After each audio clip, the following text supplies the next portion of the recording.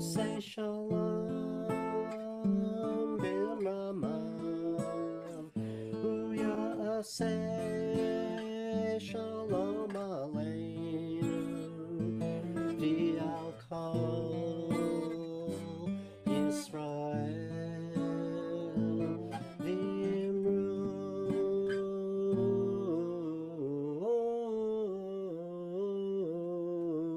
amen.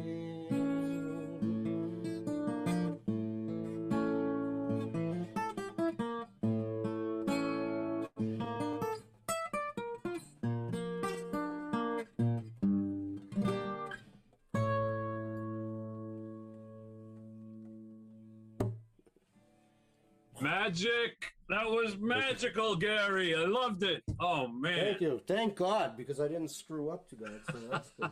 Yeah. I don't think I've heard that one. I would have remembered that. I did it a long time ago, but I haven't played it for a while. I should play it on a Friday night sometime. Beautiful. Or a Saturday morning. But on Saturday mornings, we try more Freilich, you know? Yeah. Go crazy. So who wants to start reading the second parsha from the portion from Numbers? Cynthia, how about you while we got you? You can unmute, please. The Eternal One spoke to Moses. Take a census of the Gershonites, also by their ancestral house and by their clans. Record them from the age of 30 years up to the age of 50. All who are subject to service in the performance of tasks for the tent of meeting. These are the duties of the Gershonite clans as to labor and porterage. They shall carry the cloths of the tabernacle, the tent of meeting with its covering, the covering of dolphin skin that is on top of it, and the screen for the entrance of the tent of meeting. The hangings of the enclosure, the screen at the entrance of the gate of the enclosure that surrounds the tabernacle, the cords thereof, and the altar, and all their service equipment and all their accessories, and they shall perform the service. All the duties of the Gershonites, all their porterage, and all their service shall be performed on orders from Aaron and his sons. You shall make them responsible for attending to all their porterage. Those are the duties of the Gershonite clans for the tent of meeting. They shall attend to them under the direction of Ithamar, son of Aaron the priest. As for the Merarites, you shall record them by the clans of their ancestral house. You shall record them from the age of 30 years up to the age of 50. All who are subject to service in the performance of the duties for the tent of meeting. These are their porterage tasks in connection with their various duties for the tent of meeting. The planks, the bars, the posts, and the sockets of the tabernacle. The posts around the enclosure and their sockets, pegs, and cords. All these furnishings and their service, you shall list by name the objects that are their porterage tasks. Those are the duties of the Merarite clans, pertaining to their various duties in the tents of meeting, under the direction of Ithamar, son of Aaron the priest. So Moses, Aaron, and the chieftains of the community recorded the Kohathites by the clans of their ancestral house. From the age of 30 and years up to age of 50, all who were subject to service for work relating to the tent of meeting. Those recorded by their clans came to 2,750. That was the enrollment of the Kohathite clans, all those who performed duties relating to the tent of meeting, whom Moses and Aaron recorded at the command of the Eternal through Moses. The Gershonites, who were recorded by the clans of their ancestral house from the age of 30 years up to the age of 50, all who were subject to service for work relating to the tent of meeting. Those recorded by the clans of their ancestral house came to 2,630. That was the enrollment of the Gershonite clans, all those performing duties related to the tent of meeting, whom Moses and Aaron recorded as the command of the Eternal. The enrollment of the Merarite clans by the clans of their ancestral house from the age of 32 years up to the age of 50, all who were subject to service for work relating to the tent of meeting. Those recorded by their clans came to 3,200. That was the enrollment of the Merarite clans whose Moses and Aaron recorded at the command of the Eternal through Moses. I just have a question. So are these all the Levites? These are all the priestly class? And so there are several different. Go ahead, Dr. Michael. You're muted. Dr. Michael, you're muted. I can't hear you. I can't hear you. Okay, I was muted. All of these that we're talking about are the Levites. Okay. Ithamar was the only priest in that of all the things that we have read. Ithamar was the only priest. All of these are Levites. Wow. Should I continue? Yes. All the Levites whom Moses, Aaron, and the chieftains of Israel recorded by the clans of their ancestral houses, from the age of 30 years up to the age of 50, all who were subject to duties of service and porterage relating to the tent of meeting. Those recorded came to 8,580. Each one was given responsibility for his service and porterage at the command of the Eternal through Moses, and each was recorded as the Eternal had commanded Moses. The Eternal One spoke to Moses, saying, "Instruct the Israelites to remove from camp anyone with an eruption or a discharge, and anyone defiled by a corpse. Remove male and female alike. Put them outside the camp so that they do not defile the camp of those in whose midst I dwell." Okay, so if we can stop in here for just 1 second. Mike, at 5.1, now we started to talk about the Israelites. So you've got the few little Kohens, you've got the Levites, and now everybody else that remains are called the Israelites, and these are the ones we're talking about. Now, also, is this, Dr. Ed can chime in here too, is this the first time we see, I mean, we did go through some of this before when people broke out with the rash on their face, but this seems like to be any kind of health issue somebody's having, get them out of the camp. Like, this seems to be a broader, anyone with an eruption or discharge or anyone defiled by a corpse, maybe, but it's interesting that this is just, I'm just thinking of it on health purposes only, you know, like if they don't know if it's contagious or not, they don't know these things, just get them out of the camp, right? I mean, that seems to make some sense to me. As far as I remember, I think it was Dr. Weiner, the one that came up with this law. Yeah, quarantine, the first quarantine in history, recorded history. Right. Can't hear you, Dr. Ed. Can't hear you. I'm not sure what defiled by a corpse actually means. Does that mean, and that's a tough thing, you know. I think it's just ritual. I think it's just like a ritual thing. Okay, as far as we know, we understand from all the readings that we have done so far, if any one of the priests touches a corpse, they are defiled. They're allowed to for certain members of their family. Except maybe but for the most part, right.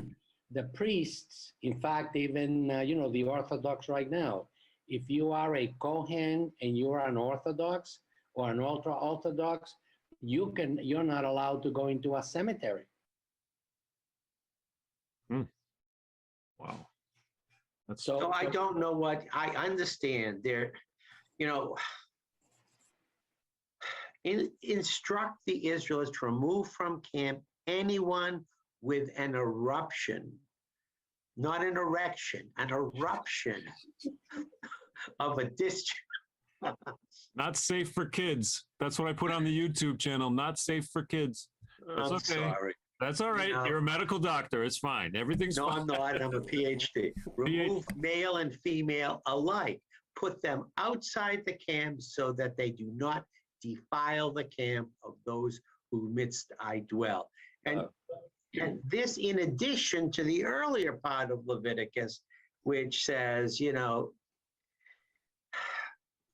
I think at the beginning they thought, you know, you had an eruption, my gosh, that's leprosy, you're done. Go home, you're done. You might, it's a death sentence, it's a death sentence on you. Now they say, you know, you should just leave and put them outside the camp. It could be a runny nose, a discharge. It could be a runny nose, right? Now, do they see, we'll see soon when they can come back. Mm-hmm. Right. You know, I'm not sure when they can come back, you know. Can I say something? Yeah. I mean, like in a general sense, like you like anytime, like say if you yourself like were sick, like say if you felt like you were starting to come down with like a cold or maybe had a little fever, you yourself would kind of, if you're a decent human being who cares about people around you, you'd kind of remove yourself from being in contact with people on your own. You know what I mean? I think like back then it says put outside the camp, but I think it's kind of like nowadays we kind of put ourselves out of the camp. Like if we were, you know, if we thought we were sick or something. I don't know. Now, the question I have for you, Gary, is if you were put out the camp, does that still mean that God provided you manna from heaven? I don't know. That's a good question. You put out the camp, you don't get your your manna from heaven, which tasted anything like you wanted it to taste. Yeah, So it's better than nothing. It's supposed to have a sweet taste, though, isn't it? Like I don't know. I read somewhere that it's supposed to be a sweet taste, kind of like wafers or something like that. I think I don't know where I read that. Yeah. Yeah, that's what I heard too. I don't know though. That's a good question. It is. But I mean, it doesn't well necessarily imply that you're an evil or bad person.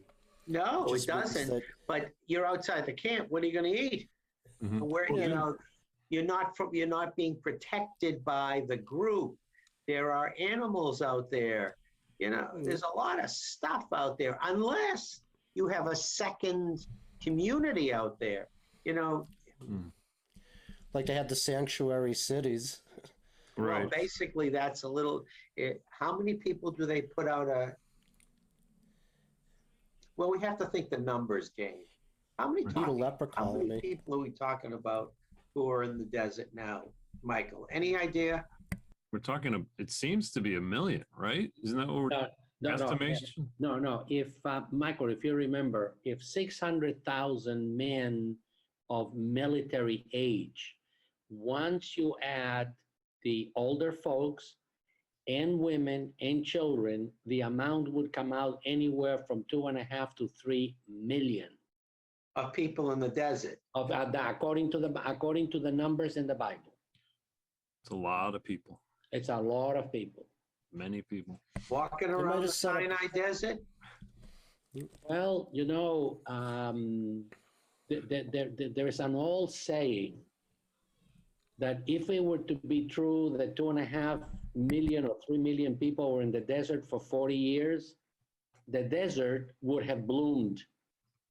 That's correct. But there's nothing in the desert that's ever been shown that has shown that there were people who were there. There is no archaeological references whatsoever.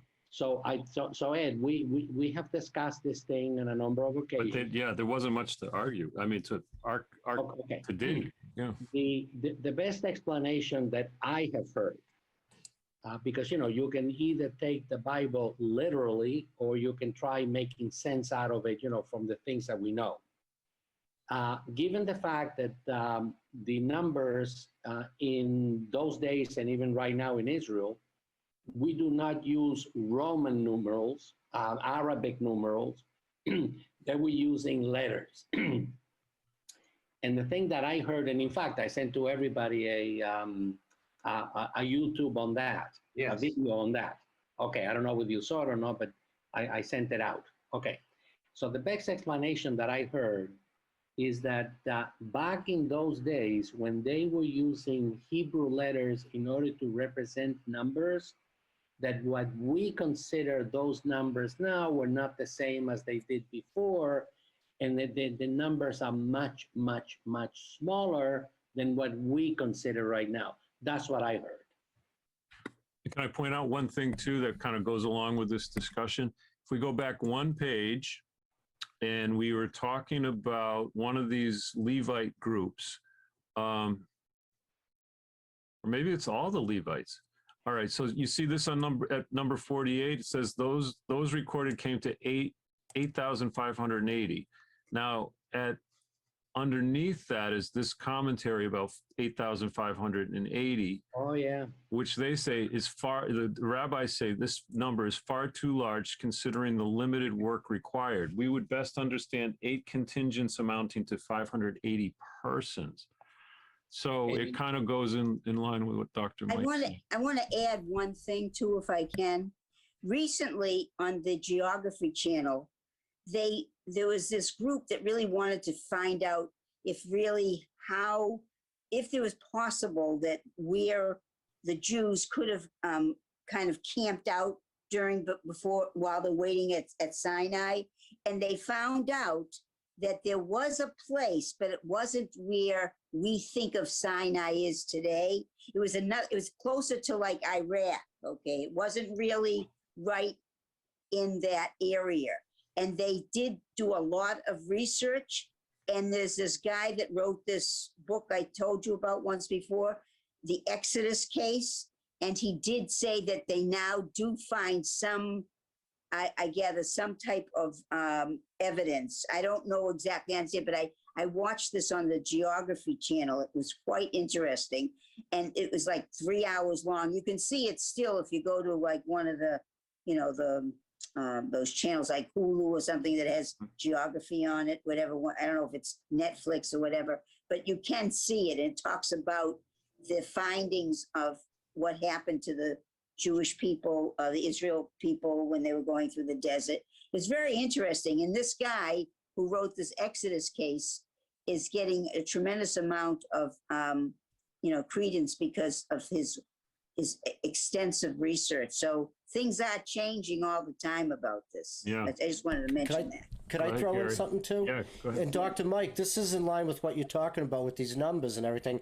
And you once mentioned this on a Saturday morning. We were talking about how biblical characters like live for 175 years or whatever. And I remember you were saying that you, like at the time, that what they considered a year might have just been like a certain season between harvest or whatever. Right. So, 100 years may actually only be like 50 years or 60 Right. years. Yes. That would be the same. That would be consistent with these numbers. Yeah, the same okay. way. I very much remember, the conversation we were having on that, but now that you remind me.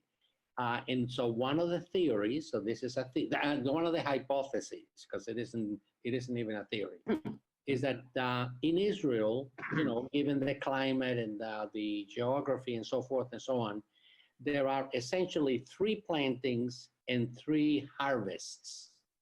So if each one of those cycles were considered to be 1 year, one of our years was 3 of their years. So Right. if the Bible says that somebody lived to 120, it's 120 of those years divided by 3. Now you're talking about 40 years, which makes it far more acceptable from our point of view. Right. Now I'm going to change my stripes now. Can we go back to where we were? Meaning we are where we were, or where we should be. What do you mean where we were? Which number? Throwing the people out of the community because they had- Okay, yeah, okay, I got you. 5-1. That's up here 5-1. right at the top. I'm changing my stripes here. Go ahead. Doesn't make any difference. Doesn't make any difference. If you consider 5-1, and then you go down to 5-5, ultimately 5-5, and it doesn't make any difference. If you look at the resulting description here, it says, look, this is the first time, and they reiterated over and over again, this is the first time that anybody's really talked about public health here. If you had a discharge and they knew what discharges looked like and they thought it was leprosy, and they didn't know much about leprosy, but they know, heck, you don't want them around, you're going to put them out. It's pretty much what we just did over the last year. And remove male and female alike. They didn't show, earlier and on, they didn't say that.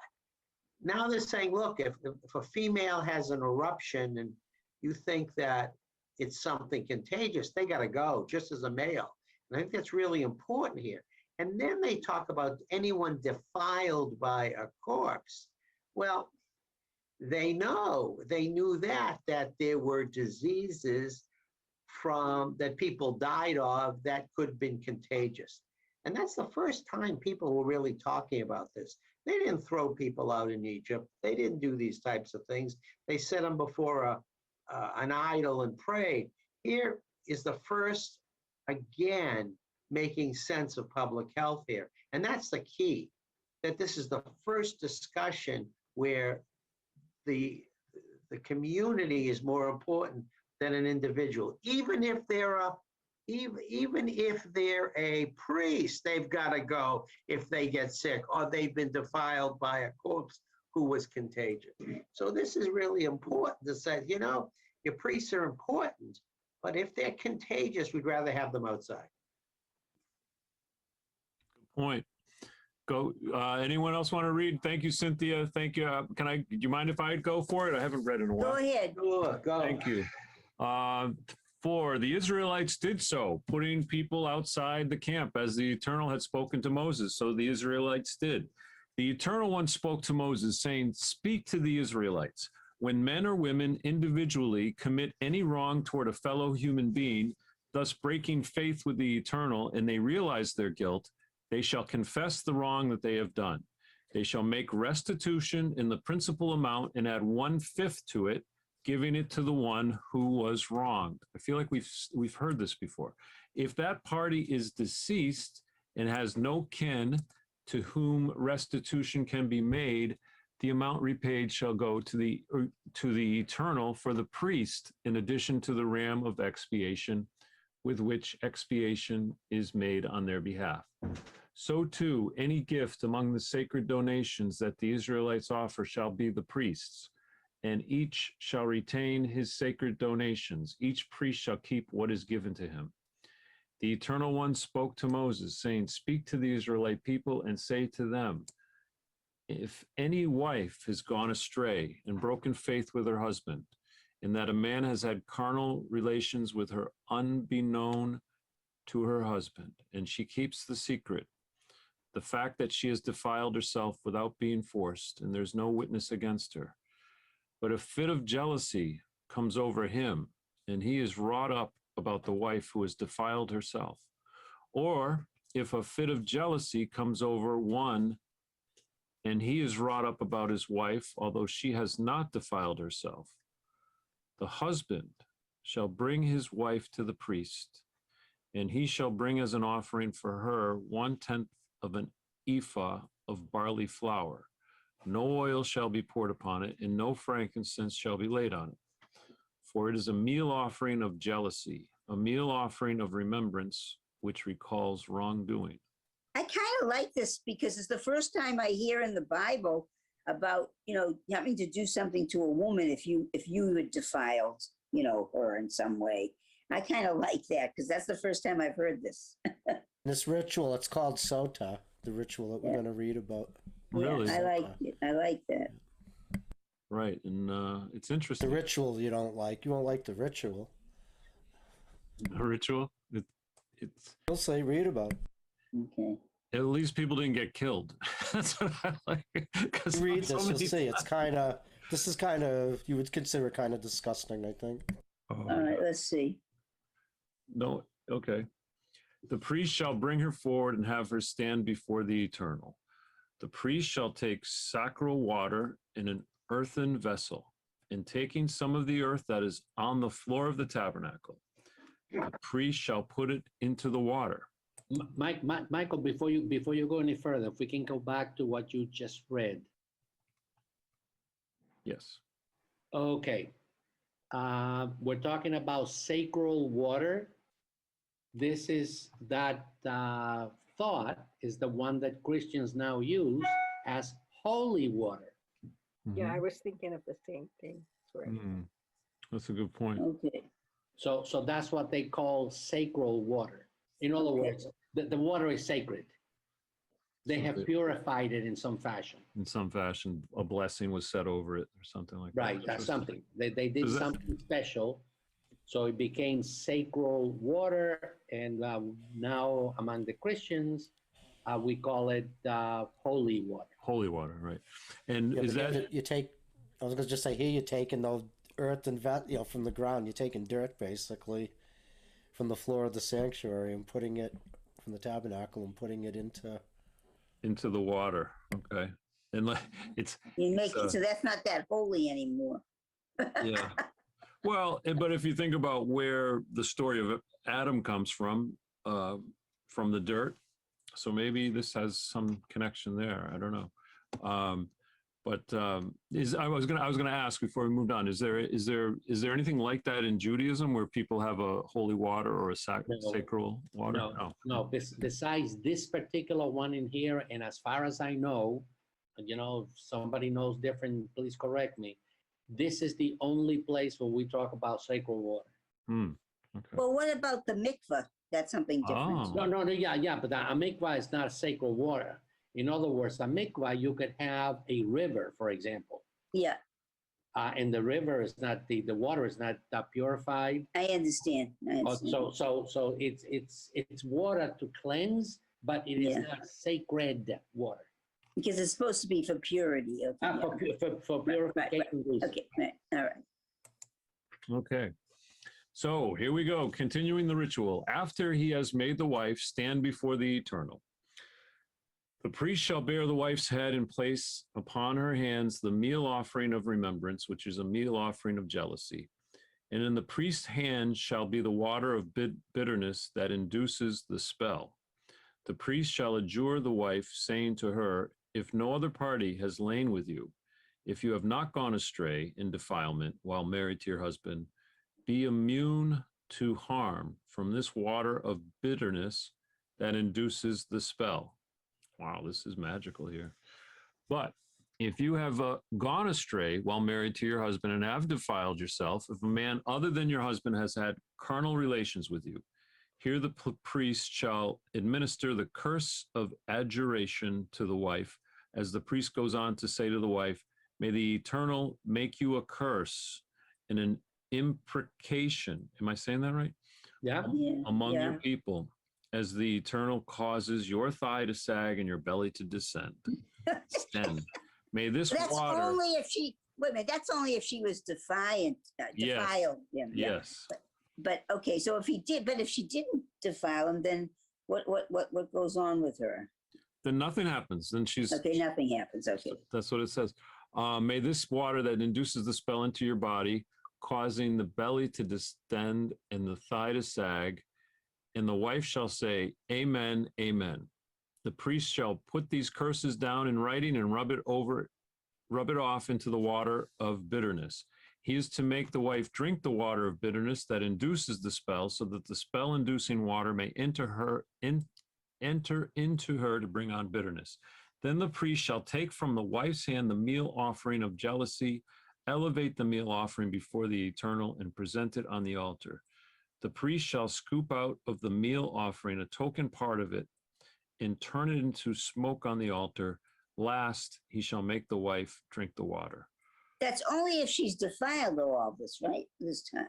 Well, it sounds like she has to drink it either way, and it's only going to be that harmful. I didn't get. Okay, all right. I I thought think- it's on. Tell me if I'm wrong, but I'm reading this that she has Gary, to, is that what she You're has to do correct, no matter- Mike. That's right, and that's what it's saying. If she is not defiled, then it won't do anything to her, and if it is, if she, But she still has Yeah. to drink it. Oh, yep. Oh, I see. to prove either way, to prove to her husband, like. I got it. This I is got it.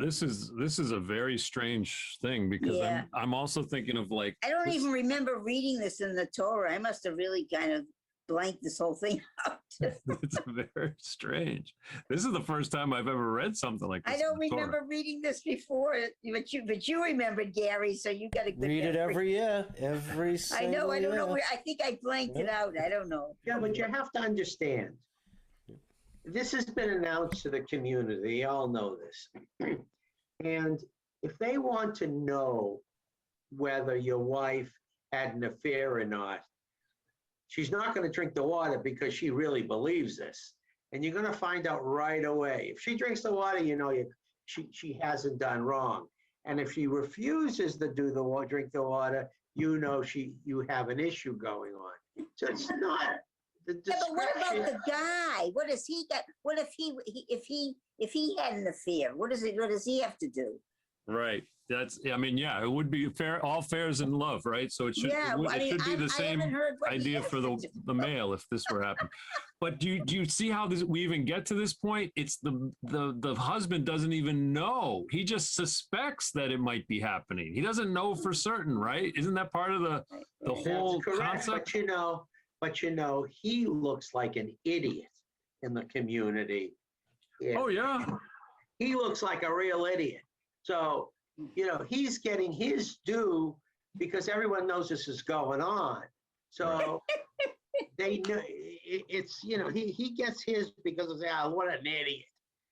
And so in that sense, in a negative way, he's getting his due also. So it's sort of like, cut the baby in half. The real mother will go crazy and say, don't do that. It's the same type of thing. Yeah. The same Solomon-like issue here. Right. And then the innocent wife will drink that water wholeheartedly. I am going to drink the water and I'm going to show you, and also the strangeness of the whole act, I think really, it's almost like I'd be very surprised. This must have been a rare event, is my guess. I'm going to guess, because if you think about how wacky it is, like what you're saying, Dr. Weiner, it's just the same. Jordan's in the waiting room. Okay. And, but it's such an amazing thing. It also reminds me of like the witchcraft trials, because some of it was, if you're guilty, you're gonna, you're not gonna die when we drown you, or if you're not guilty, you're gonna drown. Okay, now you got two problems there, right? There's you got a live witch, or you got a dead innocent person. It's like what You're right. where are we You're right. now? That's absolutely right. You're absolutely right. So this is the basis. This is the really basis of modern psychology, modern psychiatry. This is the first issue. This is the first proof of the use of psychology to prove innocence or guilt in these types of scenarios. Right. I've had enough of it. I want to go on. Jordan, it's so good to see you. It's been Good a while. evening. Good evening. I've missed so many services. I feel guilty. No, I'm That's going to read okay. the Bible to repent. Well, we'll have you drink the water. yeah, drink the water. Just don't drink the water. Drink the water. All right, let me get to the- I think I'm going to get Michael Zeitzer a heart attack. I'm gonna finish up this ritual. We're talking about the ritual. It's a very strange ritual, but the water of bitterness. That's the name of it. Once he has made her drink the water, if she has defiled herself by breaking faith with her husband, the spell-inducing water shall enter into her to bring on bitterness, so that her belly shall distend and her thighs sag, and the wife shall become a curse among her people. But if the wife has not defiled herself and is pure, she shall be unharmed and able to retain seed. Okay, so maybe She's going to get pregnant now. there we Okay. go.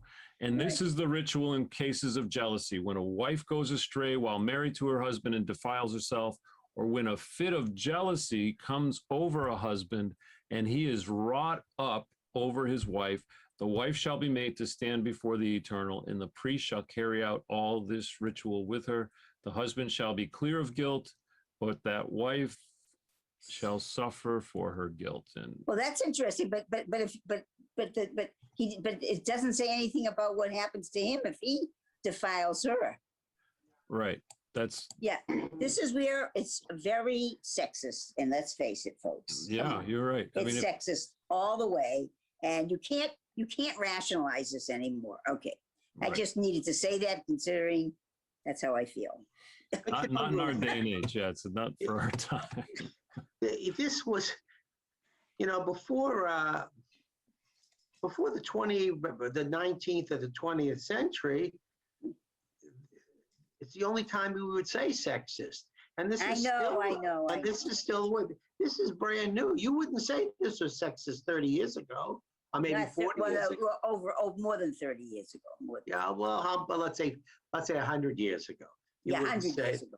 100 years ago is different. I understand. Yeah, but you it's know, up to- there were even women 100 years ago that they were already protesting all this stuff.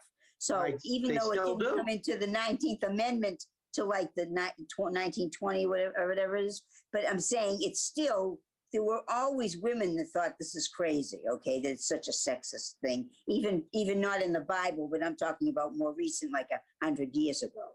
But There Ruth, were women just that were- remember, they couldn't even pass an equal rights amendment for women in this country. Still, No. 40 years later, there is no equal rights amendment. That's right. So, And now they want to go back into the dark ages with the abortion thing. I don't even want to talk about that. But that's another issue about not having the choice. I'm not going to get into this right now. But I'm upset with all the news right now. You might be interested in knowing that in Massachusetts, it wasn't until 2009 that a woman who owned real estate could have her interest attached by creditors, because in those days, before that, the husband there was a husband and a wife, but the husband was the one. And so they didn't even, before 2009, for creditors' rights purposes, the wife could not really have an interest in real estate that creditors could go after if she was married. And so they changed it in 2009, just for useless information for the. No, that isn't useless. It goes to show you how archaic everything is. That's true. That's true. It's ridiculous. It's ridiculous. We pray for enlightenment. Yeah. Always. Would anyone like to pick up at 6-1? I will. Okay, Where am I yeah, starting Ruthie. from? 6-1, the top of the page. 6:1. Okay. The Eternal One spoke to Moses, saying, "Speak to the Israelites and say to them, if any men or women explicitly utter a Nazarite's vow to set themselves apart for the Eternal, they shall abstain from wine and any other intoxicant. They shall not drink vinegar or wine or any other intoxicant. Neither shall they drink anything in which grapes have been steeped, nor eat grapes fresh or dried. Throughout their term as Nazarite, they may not eat anything that is obtained from the grapevine, even seeds or skin. Throughout the term of their vow as Nazarite, no razor shall touch their head.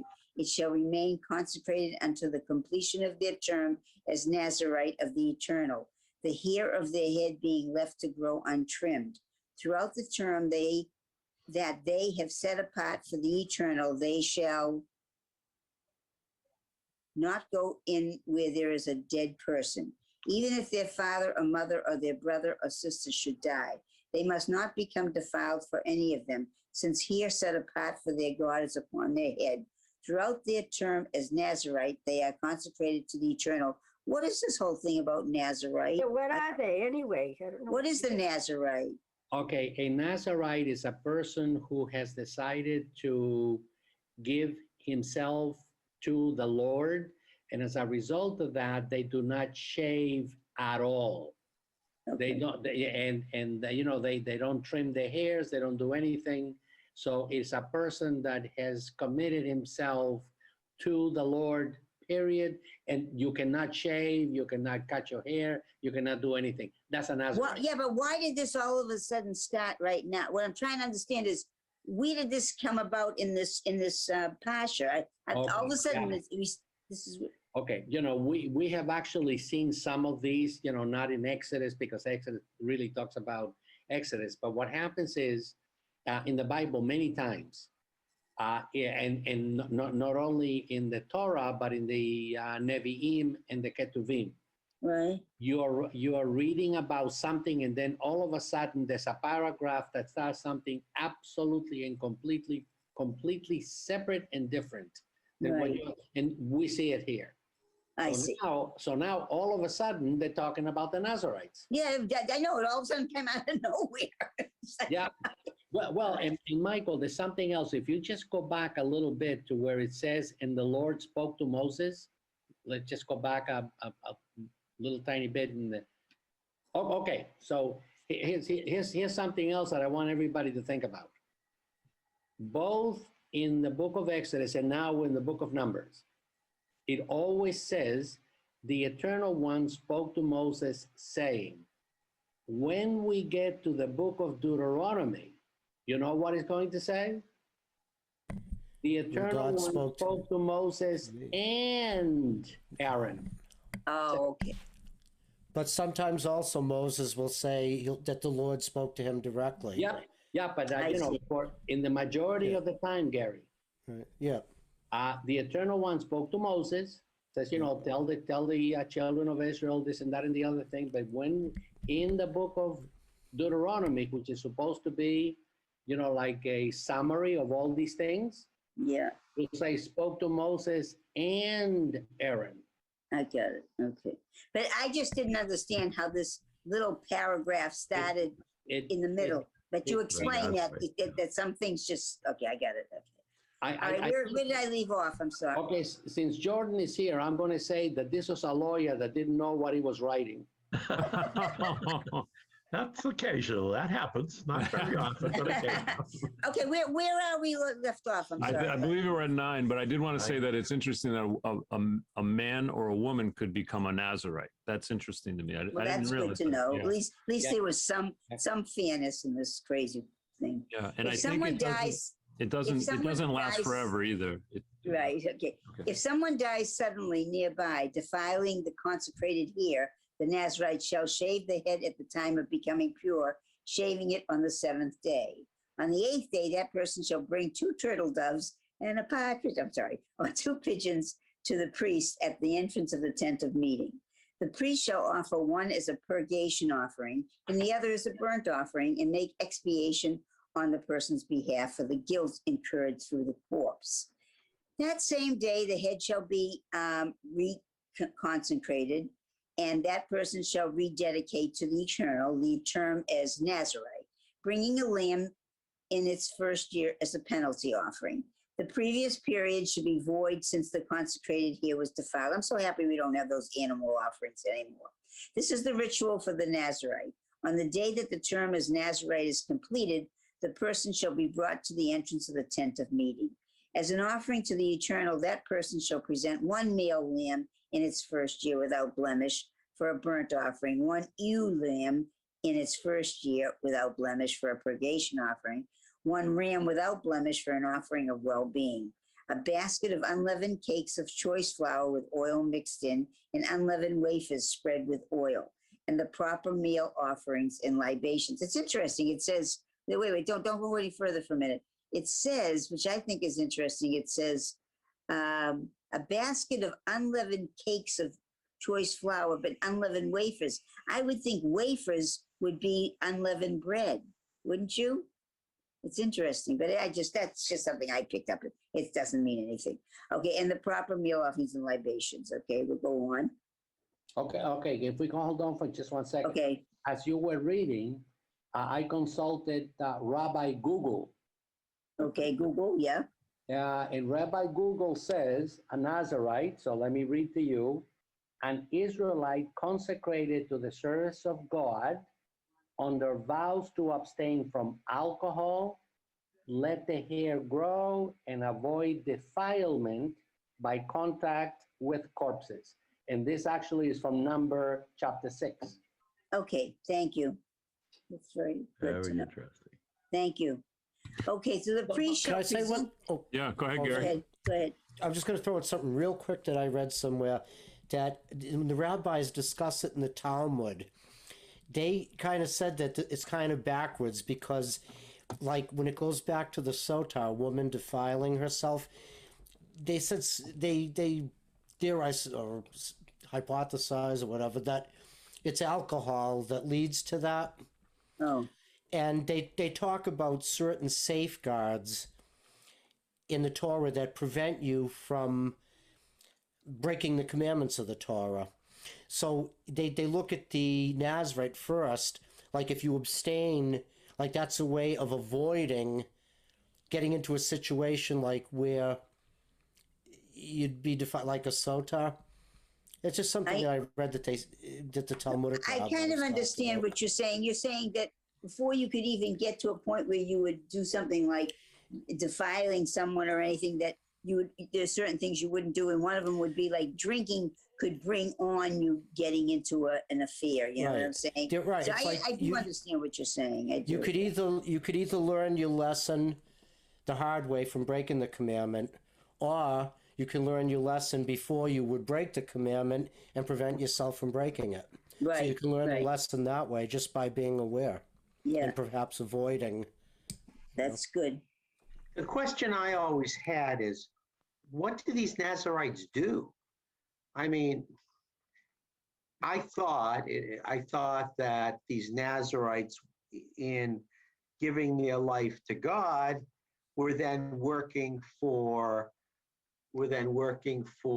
the priests and doing the stuff that the Levites wouldn't even do. And for that, they didn't have to work and they were going to get paid. But to become one of these, you had to give up a lot of your rights. Now, the first thing that came to my mind is they didn't have to work. They couldn't drink. They were fed every single day. Yes, they had to do menial work or work that the Levites didn't want to. Now, is that the basis for being a nun in modern day? Interesting. That's an interesting. Were these the modern day and nuns that the priests used because they gave themselves to God? But they had to give up a lot of rights in doing that. But in doing that, they didn't have to do menial work, or they didn't have to do work within the crops or within the farm, and they were fed every day. But so that was always something that I wondered: is this the basis for? And it could be done by a man or a woman. So we do. Yeah, but you know why I don't think it has to do with being a nun, because this is all before Christ, and that's okay. I get that. But but let me finish what you don't know where I'm going with this.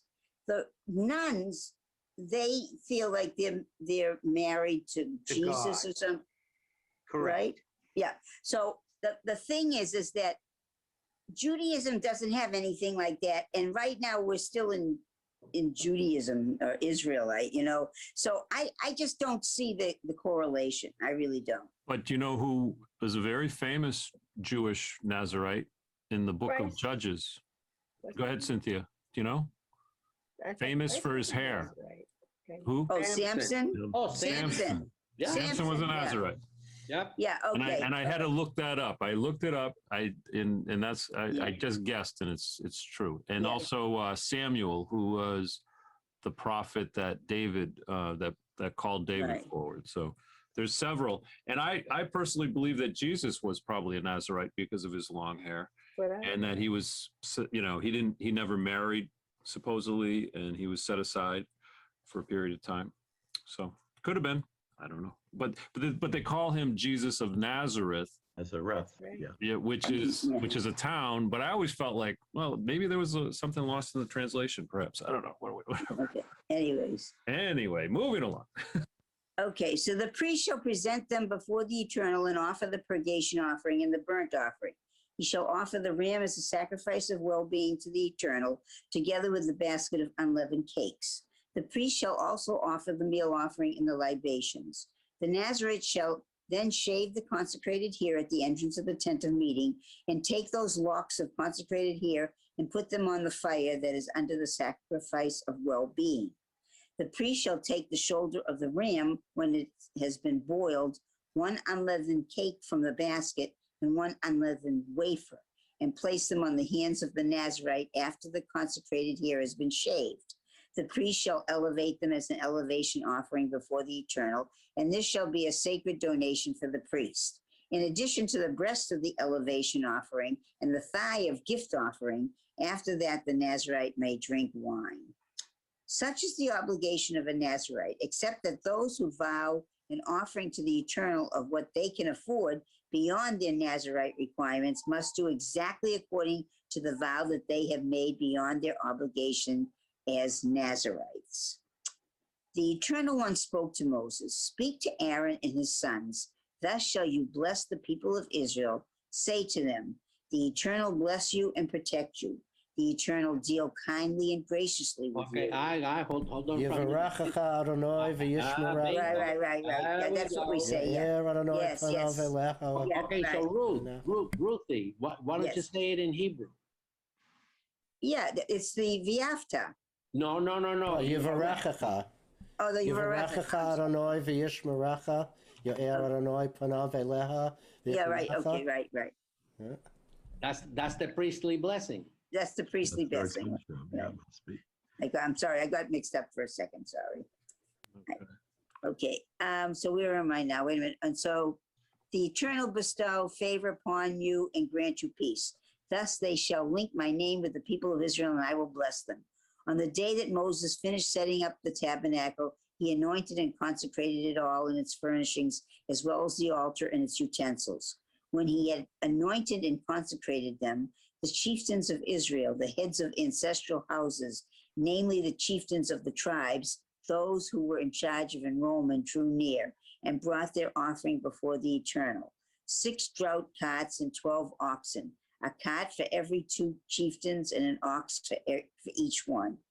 When they had brought them before the tabernacle, the Eternal One said to Moses, "Accept these from them for use in the service of the tent of meeting, and give them to the Levites according to their respective services." Okay, if we can hold on for just 1 second. Michael, I think that we need to point out that the priestly blessing is something that we say in Judaism, and it is also part of the Christian tradition. It is also said in certain times, I think it is before Christmas, is it? No, it's mostly, I think it's mostly after, well, I grew up Roman Catholic, so I think it's almost every mass is In every ended mass. Oh, Okay. okay. at the end of every mass. Yeah. Now, other Christian denominations might do it differently. We don't really do this in my church, the Tabernacle. But Reverend Joe, well, not from the top, but Reverend Joe, I mean, in your service, made the words of my mouth and the meditation of my heart. Right, Psalm 119. But he'll always end with a blessing, but it's not exactly this. It's sort of like this. Right. It's not as verbatim. But the Roman Catholics were verbatim on this. Because when I'd hear this later in my life, I'd be like, oh, they used to say this all the time. And Michael, I am pretty sure that the Lutherans say this specifically just before the day before Christmas, Oh, when they light the candle. I bet you they say it also on other days other than before Christmas. No, but I guarantee you that on that day, Yeah, they say. Yeah. the day before Christmas. Okay, so when they had brought them before the tabernacle, the Eternal One said to Moses, "Accept these from them for use in the service of the tent of meeting, and give them to the Levites according to their respective services." Moses took the carts and the oxen and gave them to the Levites. 2 carts and 4 oxen he gave to the Gershonites as required for their service, and 4 carts and 8 oxen he gave to the Merarites as required for their service, under the direction of Ithamar, son of Aaron the priest. But to the Kohathites he did not give any, since theirs was the service of the most sacred objects. Their porterage was by shoulder, meaning they had to carry those things heavy on their shoulder. I'm asking. Yeah, I don't know. Porterage means you're carrying something, so. Without the aid of carts, that's what it says. Yeah, right, okay. Is that the end? I don't think so. I don't no, think okay. so. Does anyone else like to read? Ruth, you always do a wonderful job. I think we have Okay. just maybe one or two more pages. I think. Okay. Does anyone else like to go? How about Monique? You're still muted. You're muted, Monique. My wife is bothering me. What paragraph are we starting? Oh, I was going to be Monique. It was going to be Monique. Monique, I'm sorry. I thought That's you. okay, Jordan. I was. My wife was. So start with number 10. Yes. Thank you. The chieftains also brought the dedication offering for the altar upon its being anointed. As the chieftains were presenting their offerings before the altar, the Eternal One said to Moses, "Let them present their offerings for the dedication of the altar, one chieftain each day." The one who presented his offering on the first day was Nashon, son of Aminadab of the tribe of Judah.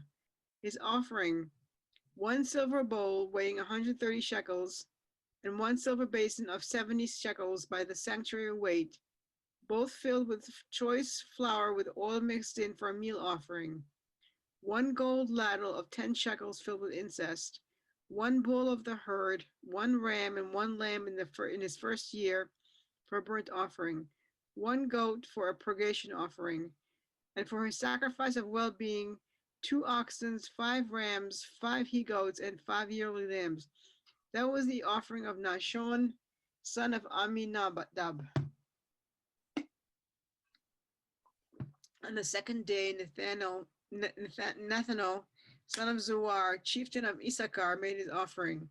He presented as his offering one silver bowl weighing 130 shekels, and one silver basin of 70 shekels by the sanctuary weight, both filled with choice flour with oil mixed in for a meal offering.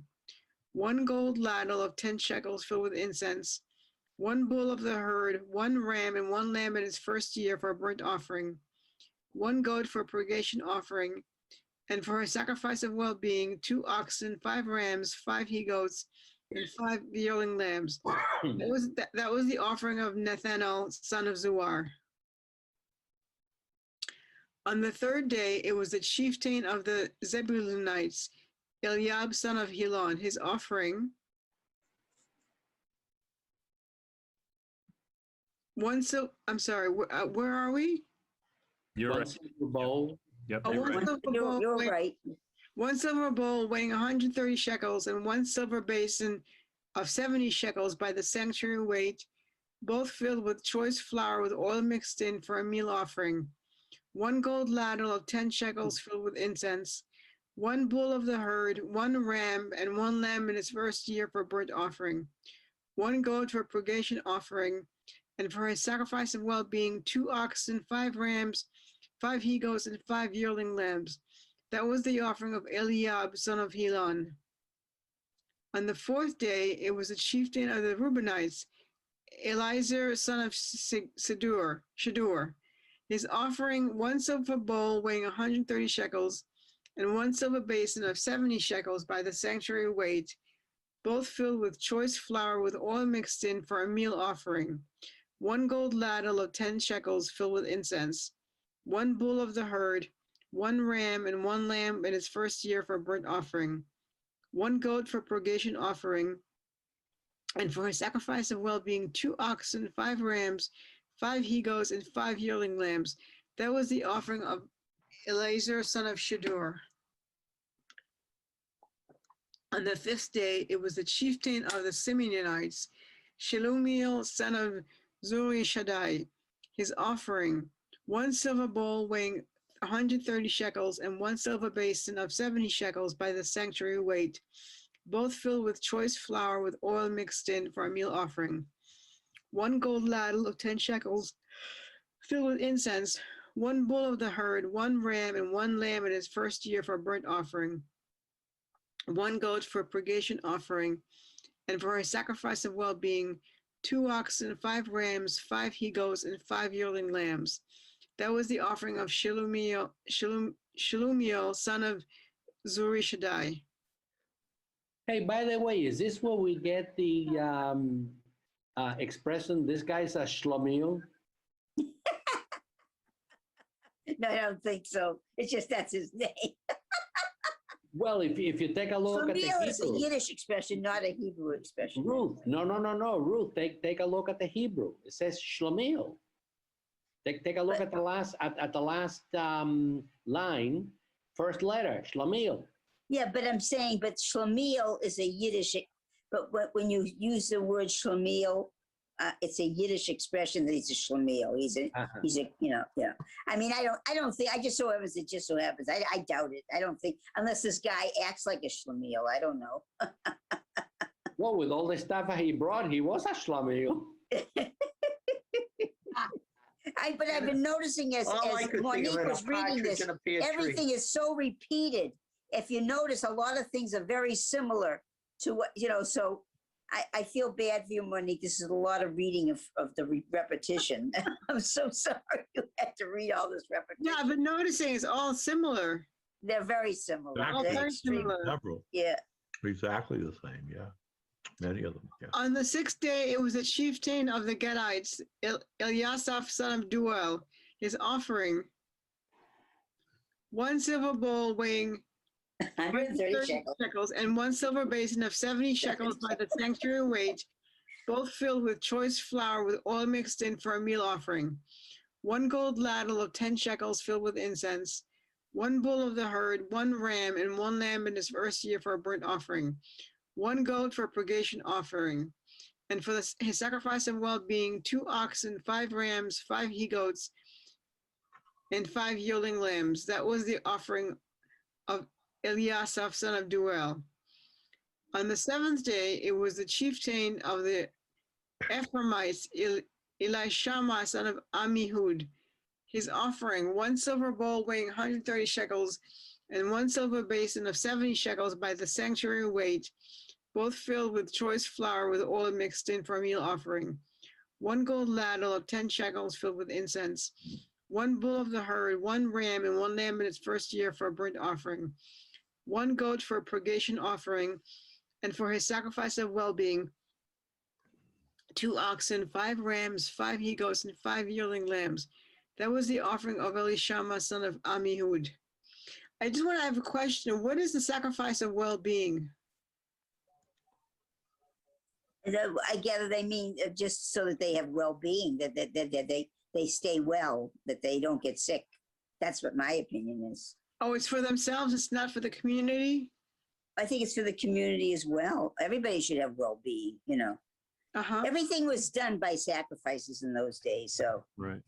And it Right. seems to me like this is kind of like they're setting the stage for how people are going to give to the sanctuary for that well-being offering, so that the chieftains Yeah. are starting this whole process. So each one from each group, and they want to probably outdo themselves too. Like, no, I'm going to give more, maybe. Who knows? I don't know. Well, it looks like they wanted to have nobody outdoing the other because they're all giving the same, just about. For the last 7 or 8, anyway, have almost been exact the same words for the last. Yeah, it's 3 or pretty much 4. the same thing. Yeah. 130s, then 70 shekels. I've been reading it. It's pretty much the same. Yeah. Yeah, you're right. The last 4 or 5 are exactly the same. Yeah. Do you want to take a break, Monique? And Yeah, I'll take a break. Maybe Jordan can read. Maybe Jordan can go. Yeah, let's go, Jordan. Let's What am I, on the- on finish the it up, 8th? Jordan. On the All 8th right, day. I'm rearing to go. As Michael said, some lawyers don't write very well, and so my comment is, what do lawyers have in their briefs, Michael? Do you know? I'm sorry, let me get rid of that. All right, so we're not talking about lawyers having their What? briefs. We're on the 8th day. On the 8th day, it was the chieftain of the Manassites, Gamaliel, son of Pedazur. His offering, 1 silver bowl weighing 130 shekels, and 1 silver basin of 70 70 shekels. by the sanctuary weight, both filled with choice flour with oil mixed in for a meal offering. 1 gold ladle of 10 shekels filled with incense. 1 bull of the herd, 1 ram, and 1 lamb in its first year for a burnt offering. 1 goat for a purgation offering. And for his sacrifice of well-being, what else but 2 oxen, 5 rams, 5 he-goats, and 5 yearling lambs. Partridge in a pear tree. That's right. That was the offering of Gamaliel, son of Pedazur. On the 9th day, it was the chieftain of the Benjaminites, Abidan, son of Gideoni. His offering, I bet, is going to be a silver bowl. With 130 And it is shekels. the one silver bowl weighing 130 shekels, one silver base of. They're going to fill up the whole Bible, repeating a whole 100,000 people here, giving the same thing. Anyway, one silver basin of 70 shekels by the sanctuary weight, both filled with choice flour with oil mixed in for a meal offering. One gold ladle of 10 shekels filled with incense. One bull of the herd, one ram, and one lamb in its first year for a burnt offering. One goat for a purgation offering, and of course, for his sacrifice of well-being, 2 oxen, 5 rams, 5 he-goats, and 5 yearling lambs. And that was the offering of Abidan, son of Gideoni. On the 10th day, oh my God, the same thing. This was the How many chief more days do we go through day this? nights. That's right. On the day nights, he has a son of Ammishaddai. His offering, of course, 1 silver bowl weighing 130 shekels and 1 silver basin of 70 shekels by the sanctuary weight, both filled with choice flour with oil mixed in for a meal offering. I'm going to pick up speed. 1 gold ladle of 10 shekels filled with incense, 1 bull of the herd, 1 ram, and 1 lamb of the first year for a burnt offering, 1 goat for purgation offering, and of course, for his sacrifice of well-being, 2 oxen, 5 rams, 5 he-goats, and 5 yearling lambs. And that was the offering of Ahiezer, son of Ammishaddai. Let me see, we got 11th and 12th coming, I guess. On the 11th day, it was the chieftain of the Asherites, Pagiel, son of Ochran. His offering, 1 silver bowl weighing 130 shekels, and 1, I got this almost memorized, you guys. 1 silver, I don't have to read it anymore. 1 silver bowl Does weighing he really have 130 to read this? and 1 silver basin of 70 shekels by the sanctuary rate, both filled with all this stuff. You know something, we ought to skip this. I mean, this is. I mean, it's the same thing. We get the picture. We Okay. get the Go picture. down to the Let's 12th just make day. sure that it is the same thing. 1 goat. Yep, it is the same exact thing. Yes. Yeah, and the That's- 12th that's- guy, I bet is the The same. 12th day. What happens after the 12th day? It was the Let's see chief. what happens after the 12th. Be here to Naphtali. learn. Okay. Not Hearing his practice offering. my reading. This looks like a cheapskate. No, on the 12th day was the same, but on paragraph 84, let's go right to 84, because everything 84. else has been the same. So this was the dedication offering for the altar from the chieftains of Israel, the 12 tribes, I'm guessing, yep, upon its being anointed. Silver bowls, silver basin, no, it says the number, silver bowls, 12, silver basins, 12, gold ladles, 12, silver per bowl, 130, per basin, 70. Total silver of vessels, 2,400 Oy. sanctuary shekels, the 12 gold ladles filled with incense, 10 sanctuary shekels per ladle, total gold of the ladles, 120. I shall keep reading the total, sure, what the heck. Total of herd animals for burnt offering, 12 bulls. Of rams, 12. Of yearling lambs, 12, with their proper meal offerings. Of goats for purgation offering, of course, 12.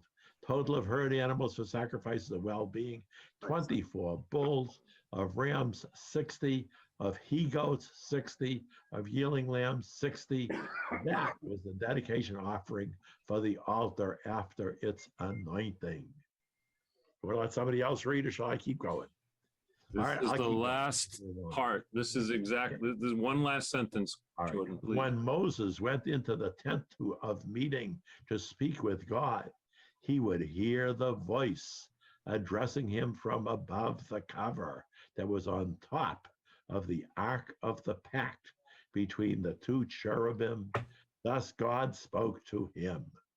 Very exciting. That's it. That is Wow. it. Yes. Thank God. That was a long passion. That was total, the 12 tribes. Yeah. Okay, They so say the I chieftains- have, They could have just cut it short and said the 12 chieftains all Yeah, they really, it was get just to too the much. last paragraph. okay, Oy. okay, since today actually is the first day of Shavuot, That's right. in all the temples and everything else, you know, rather than reading this part of the book of Numbers, you know what book they actually read? The book of Ruth, Yes, and why the book of Ruth? because Ruth was the first convert, sorry, to Judaism. True. Keep going.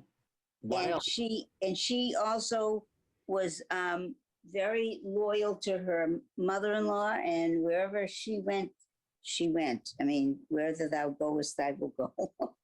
Okay. Okay. So She's related to David. Ah. Yes, Okay, and that so- she's like the great granddaughter of No, David. grandmother Grandmother of David. I'm sorry, yeah, grandmother of King David. Okay. of King David. Michael, and Michael, here's a trivia question for you and for everybody else. Why would they read the book of Ruth that has to do with King David today on the first day of Shavuot? They could have picked some other book. Because I thought it's because of dedication, because she was dedicated to her Judaism, and it talks about the Torah. We're getting the Torah, and Okay. it's about being dedicated to the Torah. All right, that was a good Yeah, guess. coming to the Torah. I like that. I'm with Ruth. Yeah. Ruth said it correctly. I mean, she knows, like, she's carrying the name, right? Yes, I'm carrying the name. I'm the great grandmother of the King David. Okay, so here's something you can tell to your grandchildren. Are you ready, Yeah. Ruth? Yep, I'm ready. Okay, the reason why the book of Ruth is read today is because King David was born and died on the first day of Shavuot. Oh, that I didn't know. So you gave me something to think about. Thank you. Thank you, Dr. Mike. That was very good. I didn't know that. That is good. That's very And good to know. Never knew Michael, that we either. saw King David's tomb. That's right. We prayed over King David's tomb. It's Wow. true. And that's Well, that's incredible. And you That spoke was to a quite guy a there. that was quite a pasha, I must say. Yeah, I did. I spoke to a Chabad. He must have been a rabbi or something. Yes, you did. I remember. He gave me a book on Kabbalah. He asked the first question out of his mouth, "Are you Jewish?" And I'm always like, no, not really. There you go. But I'm trying. Going to seminary. Well, you weren't going to seminary then, though. But I wasn't in seminary then, and Alba actually has a great picture of her in King David's tomb. She's like hunched over his coffin and like praying. And I felt bad. I felt jealous because in that's one of those times when they actually the women have to go around to the other side and the men pray on this side. And when I saw the photos of her, I was like, wow, I wish I were on your side. I didn't have that exciting a time. But and yeah, so I got a book. He sent the guy that stopped me. We had a nice conversation, and he gave me a book about Kabbalah, which I've looked at a couple of times. It's good. I like it. Well, this was really, there was a lot to learn tonight, This was a even big though it was repetitious. It is really good to go over this, especially the part that I didn't know about, all that drinking of that bitterness drink water. That was something new for me. Yeah, that was amazing. Yeah, Barry that was filled us pretty in on cool, a yeah. lot of that was great. It's nice seeing you, Jordan. Oh, it's so nice to be here. I've been so busy on Saturday mornings and Monday nights the last couple of weeks. I was in vacation in the Poconos for 1 week, so I missed 2 Saturdays then. But Sounds nice. this Saturday, Malden had a bike fair where we had free bikes, free bike helmets we were giving away to everybody. And Wow. the police. I didn't know anything about it because I live in Melrose.